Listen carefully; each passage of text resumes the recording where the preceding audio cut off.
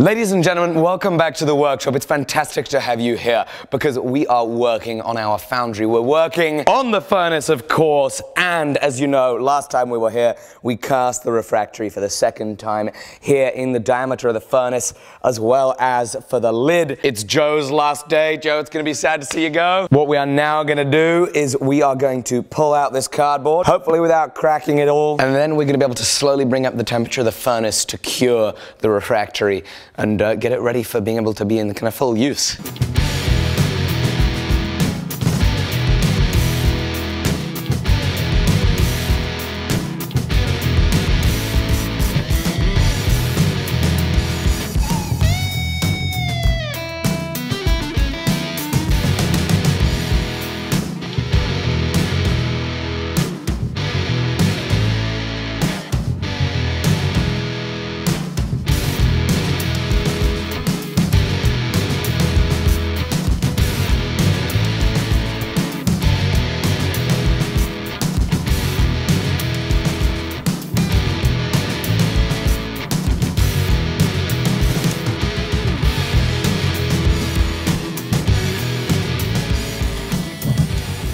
Ugly dougly. So we have managed to prize all the cardboard out of there. We have prized the bucket, and sadly, rest in peace, yellow bucket. You were a great bucket, but we had to cut the bucket apart to get the lid done. And now refractory takes a long time to be ready to actually bring up to full temperature.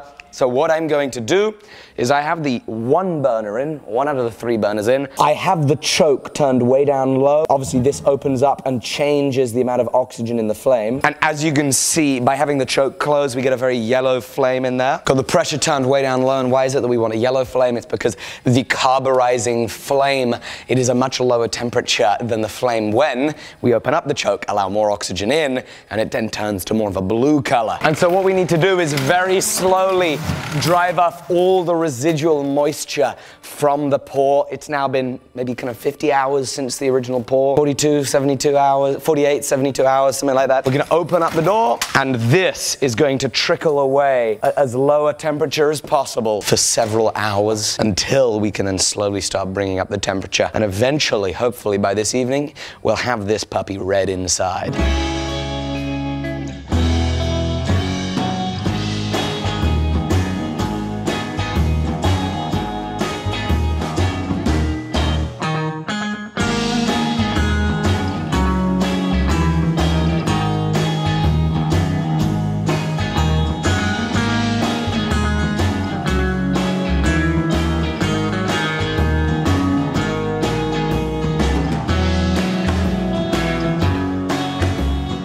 Right, so it's now a new day. Yesterday, all the way through until the evening, we had this puppy going on real low. It ended up being a kind of a dull red, and it doesn't look like there are any cracks, which is very, very exciting, very, very exciting. And just towards the end, just as I was about to shut off the furnace, I threw two of the salamander pots that I have in there so I could very slowly bring them up to the 600 degrees Celsius that the instructions say they need to be brought up to before you can actually use them, and then let them cool down. There seems to be a very, very, very specific way that you treat these graphite crucibles. So, you know, I've got to try and pay attention to that so I don't break them straight off the bat. I have some plumbing that's meant to show up so that I can plumb all three burners off one line, kind of similar to how it is that I have my forge. I've got the two burners plumbed off one line. I want to really get it set up properly to have all three kind of, you know, pretty much hard lined together, then onto a soft line. It's not here, so what I'm now going to do is, despite that, I am going to plug in the other two burners, and I'm going to somehow get my propane line set up, probably total of 3 tanks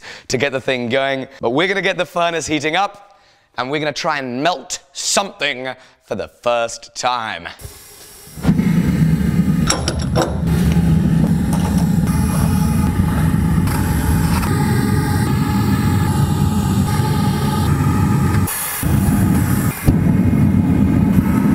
So the foundry is rocketing along. I'm gonna try and bring this up to full temperature for the first time now. 3 propane bottles hooked up. I tested all the lines for leaks, and now we're going full power. It's time to find out how hot this can get. Okay, so a little update. It's been about 15 minutes. the lid. Uh-oh! The lid has a crack in it. There's certainly nothing I can do about it now. I just hope that when I lift up the lid, it doesn't fall in half. Maybe it stays together, maybe it doesn't, but might have to make another lid. Some of you guys had suggested to put reinforcement in the lid. Would have been a good idea, it looks like now. Aside from that, the forge is, like a high orange temperature. We're gonna leave it, and maybe in half an hour or so, it's gonna be right at the heat that we want. I'm a little sad, it doesn't look like it's getting much hotter. It's been about half an hour. The temperature visually looks to be about the same. Sadly, this might not work for what it is that I'd ideally want to be able to do, which is melt some iron. But Joe, what is the melting temperature of bronze? The melting temperature of bronze is roughly 950 degrees centigrade. So this for sure is 950 degrees, like way more, it's like 1200 degrees. You know, it's a high orange, a yellow in there. We've cut up some pieces of a bronze ingot. I'm gonna turn off the burners of the foundry, and I'm gonna put the crucible in and let that kind of slowly come up to temperature. Once it's up to temperature, up to a red temperature, we'll then do what I believe is called charging the crucible, which is physically putting in the bronze bits. My understanding is you want to make sure that there's not a massive differential in temperature between the outside of the crucible and the inside, so you just slowly charge it once the crucible itself has some heat in it. So hopefully this lid stays together as we gently pop that down on the ground. I'm gonna take the crucible, drop it into the furnace, and back on with the lid we go. Let's get this puppy hot again.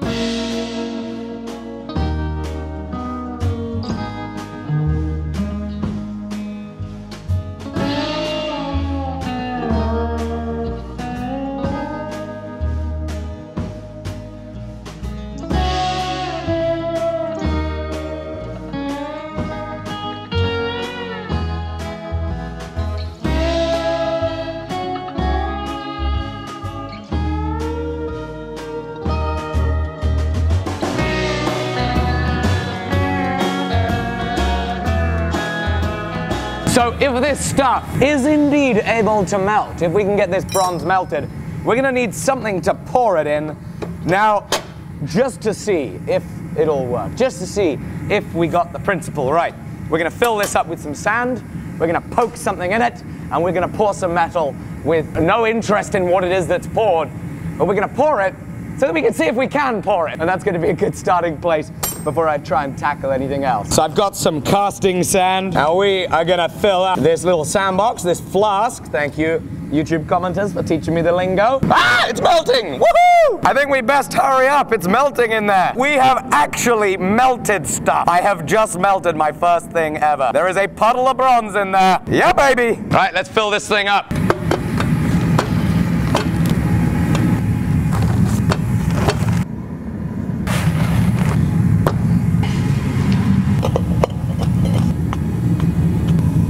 Well, I say we try and pour something. Let's pull that out, making a suction so it doesn't want to go out.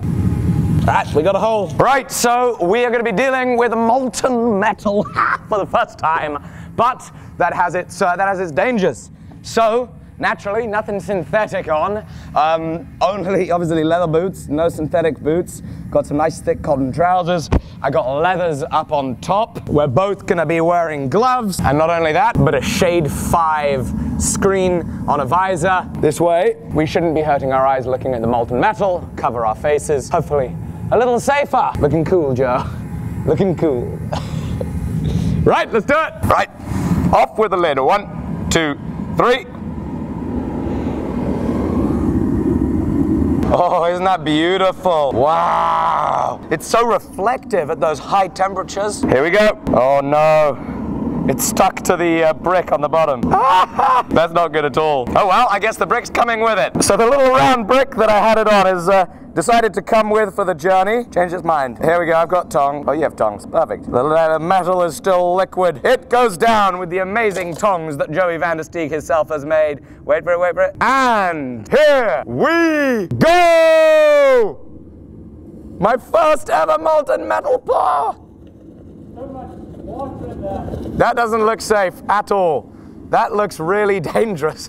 What happened there? Well, it seems like that was a failure. And we're gonna go back in and we'll heat it up again and pour the rest out somehow. Well, attempt number 1 was fun and looks like a failure. All right, let's see what happens when we pull it out of there. Well, It's a block of something, that's for sure. Joey thinks that this sand is way too wet, and there's a lot of steam coming off of it. Have you seen people cast before? Yeah? Yeah. You have? And so that amount of steam probably is not a good thing. We made this horrible globular mess. You could see how unwell compacted the sand was. Hey, that was good fun. But we need to do something with the rest of the stuff, otherwise it's going to stay in the crucible forever. Right, I say we pour the rest into a little hole here. Right, round 2 of trying to pour metal for the first ever time. Well, I guess that would make it the second time ever, really. So obviously there's all the remnants that we didn't get in the last little pour there. So up we come with the crucible, into our crucible hoop, down with the tongs.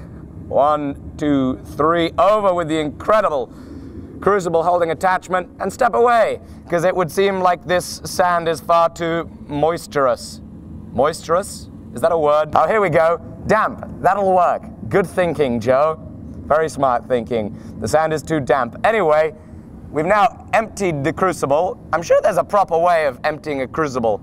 Maybe a little dish soap, that would help? Yeah? A little dish soap, that would help clean it up.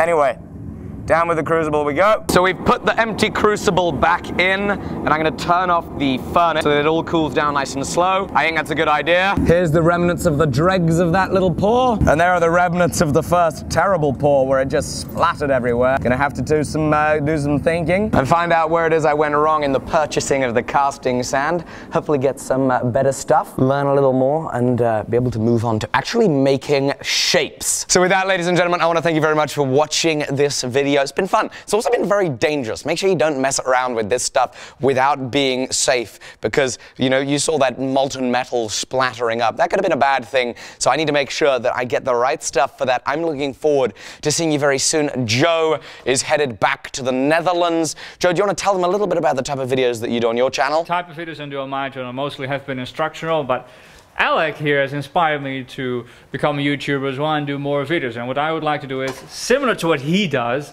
but then I want to go into ironwork. Let's say we make gates, we make tools, and then go through sort of cinematic process of producing that. See if I can make that happen. Brill! So that's good. I'm really pleased to have served as a little bit of inspiration. That always makes me very happy. So guys, make sure you hop down below. I have left his channel. There you can go subscribe and check out some of the fantastic work that he has done and that he's going to be doing in the future. I'm looking forward to continuing this journey of learning casting, making things in the workshop. So make sure you subscribe here, and I'm going to see you tomorrow.